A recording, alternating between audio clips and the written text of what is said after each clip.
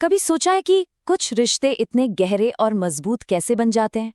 आज हम दोस्ती के एक ऐसे सदियों पुराने फॉर्मूले पर बात करने वाले हैं। एक ऐसा सीक्रेट जो आज की दुनिया में भी मतलब उतना ही काम का है।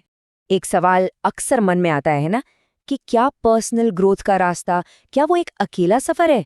जब कोई खुद को बेहतर बनाने की कोशिश करता है तो क्या उसे दुनिया से, लोगों से कट जाना पड़ता है, या फिर कहानी कुछ और ही है?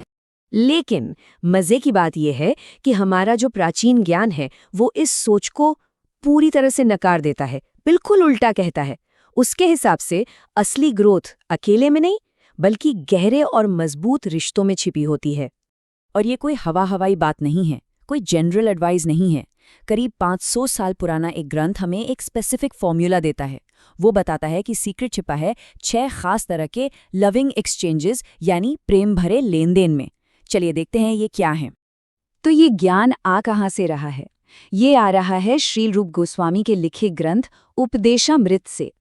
और ये टेक्स्ट हमें सीधे सीधे बताता है कि अपने रिश्तों के जरिए हम अपनी स्पिरिचुअल लाइफ को कैसे और बेहतर बना सकते हैं।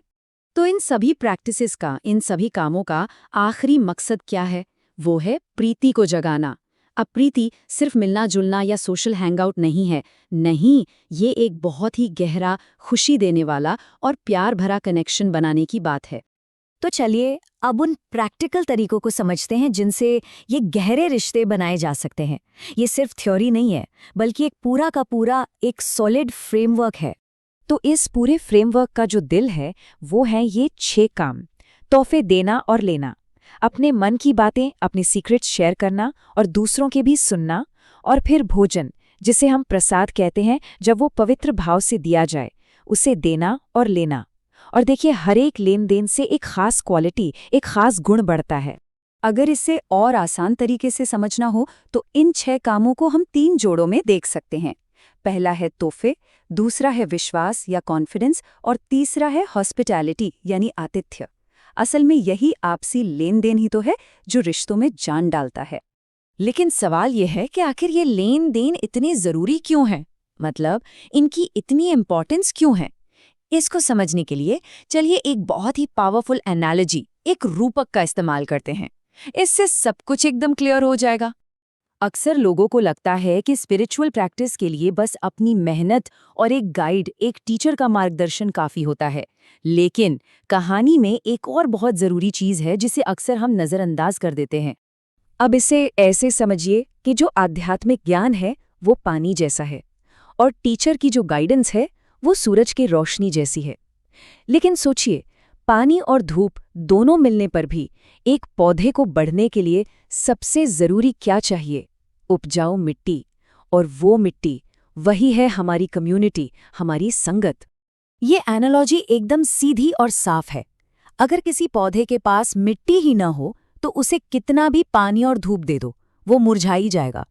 ठीक वैसे ही अगर कोई सपोर्ट करने वाली कम्युनिटी की मिट्टी न हो तो अकेले में की गई कितनी भी कोशिश के बावजूद ग्रोथ रुक सकती है। और हाँ, ये सिर्फ एक ख्याली पुलाव या अच्छी लगने वाली बात नहीं है, इसका एक जीता जागता सबूत भी है। हमारे सोर्स टेक्स्ट के मुताबिक ISKON का जो ग्लोबल एक्सपेंशन हुआ, उसके पीछे का श्रेय इसी सिद्धांत को दिया जाता है। एक ऐसा माहौल बनाया गया जहां ये 6 तरह के प्रेम भरे लेन देन आराम से नेचुरली हो सकें। और इसी एक आइडिया ने एक अकेले इंसान की कोशिश को एक वर्ल्ड वाइड कम्युनिटी में बदल दिया।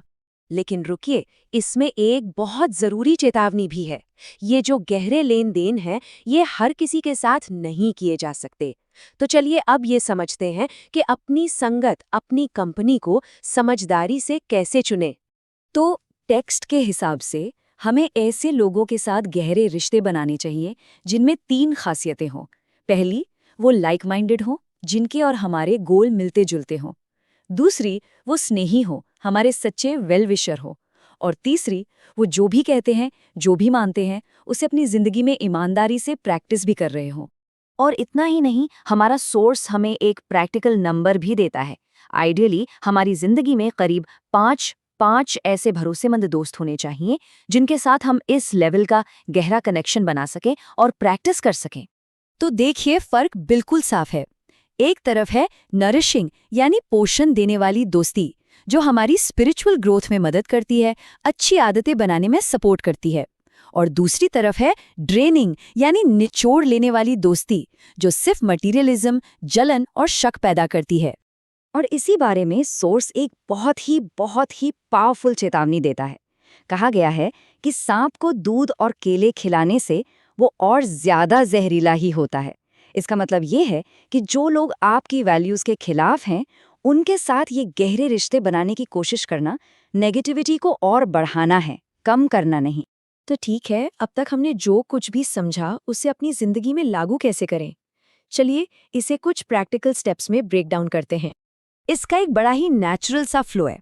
देखिए, सबसे पहले तोहफे देना और साथ में खाना खाने जैसी सिंपल चीजों से एक शुरुआती भरोसा बनता है।